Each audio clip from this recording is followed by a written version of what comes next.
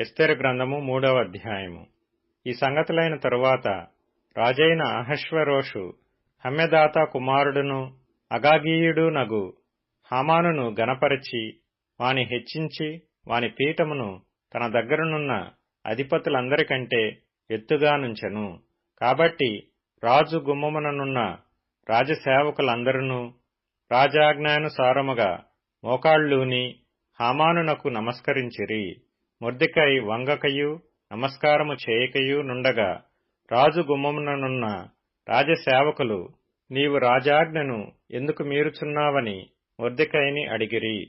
ఈ ప్రకారము వారు ప్రతిదినము అతనితో చెప్పుచూ వచ్చినను అతడు వారి మాట చెవినబెట్టకపోయిన గనుక వారు మొర్దెకై యొక్క మాటలు స్థిరపడునో లేదో చూతమని దాని హామానునకు తెలిపిరి.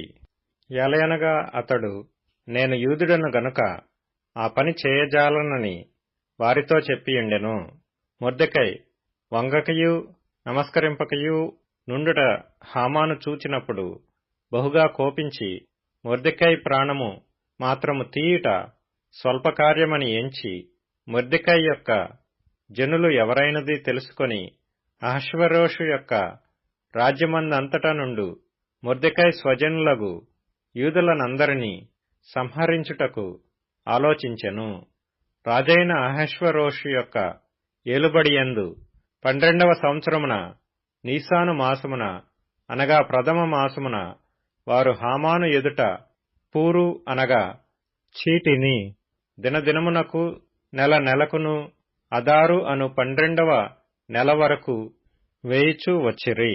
అంతటా హామాను అహష్వేరోషుతో చెప్పినదేమనగా, మీ రాజ్య సంస్థానములన్నిటి యందుండు జనులలో ఒక జాతి వారు చెదరియున్నారు. వారి విధులు సకల జనుల విధులకు వేరుగా ఉన్నవి. వారు రాజు యొక్క ఆజ్ఞలను గైకొనువారు కారు. కాబట్టి వారిని ఉండనిచ్చుట రాజునకు ప్రయోజనకరము కాదు.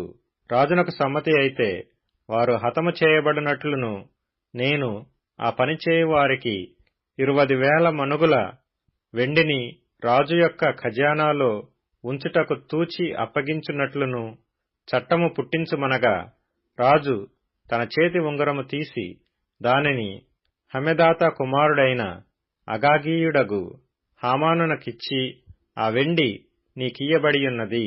నీ దృష్టికి ఏది అనుకూలమో అది ఆ జనులకు చేయునట్లుగా వారును నీకు అప్పగింపబడియున్నారని రాజు సెలవిచ్చెను.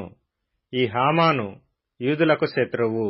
మొదటి నెల 13వ దినమందు రాజు యొక్క వ్రాతగాండ్రు పిలువబడిరి. హామాను ఆజ్ఞాపించిన ప్రకారము అంతయు ఆయా సంస్థానముల మీద నుంచబడిన రాజు యొక్క అధిపతులకును అధికారులకును ఆయా సంస్థానములలోని జనముల మీద నుంచబడిన అధిపతులకును అధికారులకును వారి వారి లిపిని బట్టియు ఆయా జనముల భాషను బట్టియు రాజైన అహష్వేరోషు పేరట ఆ వ్రాతగాండ్ర చేత తాకీదులు వ్రాయింపబడి రాజు ఉంగరము చేత ముద్రింపబడెను. అదారు అను 12వ నెల 3వ దినమందు యవ్వనులనేమి, వృద్ధులనేమి, శిశువులనేమి, స్త్రీలనేమి, యూదులనందరినీ ఒక్క దినమందే బొత్తిగా నిర్మూలము చేసి వారి సొమ్ము కొల్లపుచ్చుకొమ్మని తాకీదులు అంచెవారి చేత రాజ్య సంస్థానములన్నిటికిని పంపబడెను. మరియు ఒకానొక దినమునకు వారు సిద్ధపడవలెనను ఆ ఆజ్ఞకు ఒక ప్రతి ప్రబలింపబడినదై ప్రతి సంస్థానములోనున్న సమస్త జనులకు ఇయ్యబడుటకు పంపబడెను. అంచెవారు రాజాజ్ఞ చేత త్వరపెట్టబడి బయలువెళ్ళిరి. ఆ యాజ్ఞ షూషను కోటలో ఇయ్యబడెను. దాని విని షూషను పట్టణము కలతపడెను. అంతట రాజును హామానును విందుకు కూర్చుండిరి.